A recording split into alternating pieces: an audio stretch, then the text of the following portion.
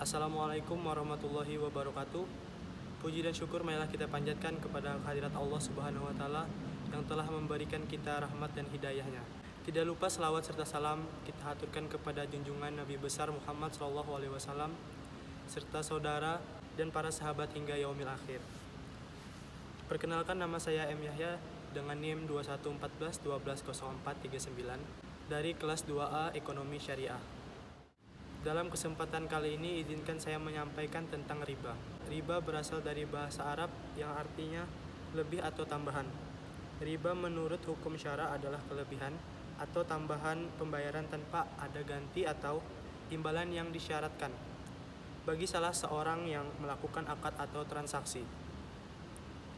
Hukum riba adalah haram. Seperti yang terdapat dalam hadis berikut ini yang berbunyi, An Jabirin qala la'ana Rasulullah sallallahu alaihi wasallam akilar riba wa mukilahu wa katibahu wa syahidaihi wa qalahum sawaun. Yang artinya dari Jabir berkata Rasulullah sallallahu alaihi wasallam melaknat pemakan riba, hasil riba, pencatatnya dan kedua saksinya, dan beliau bersabda mereka semua sama. Hadis riwayat Muslim. Maksud dari hadis tersebut ialah Allah sangat membenci orang yang telah melakukan riba, bahkan Allah telah mengumumkan perang kepada pelakunya. Hal ini tentu menunjukkan bahwa dosa riba sangat besar dan berat, entah itu riba kecil maupun riba besar. Dan Rasulullah SAW telah melaknat orang-orang yang memakan riba, seperti orang yang menjadi wakilnya, atau orang yang memberi makan hasil riba, orang yang mencatat atau menuliskannya, dan orang yang menyaksikannya. Dan Nabi bersabda mereka semua sama. Tatkala Allah menyebutkan tentang kondisi orang-orang yang bersedekah dan apa yang mereka dapatkan di sisi Allah dari segala kebaikan dan digugurkannya kesalahan dan dosa-dosa mereka. Lalu Allah menyebutkan orang-orang yang zalim, para pemakan riba dan memiliki muamalah yang licik. Dan Allah mengabarkan bahwa mereka akan diberi balasan menurut perbuatan mereka.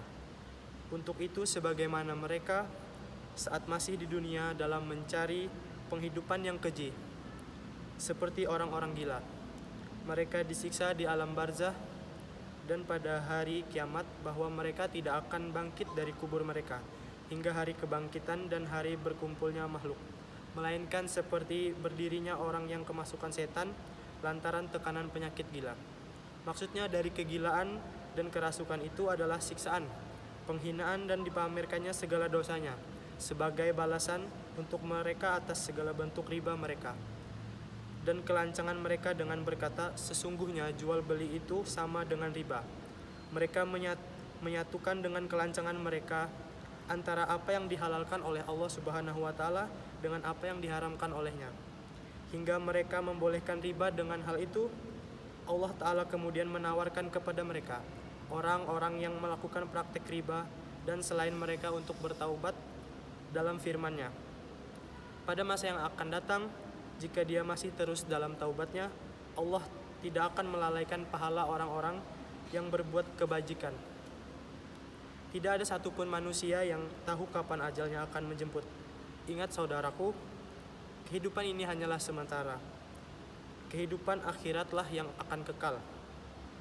Mulailah untuk banyak berbuat kebaikan dan amalan sebagai bekal di akhirat kelak, karena tidak ada yang bisa menolong kita selain amal perbuatan kita sendiri.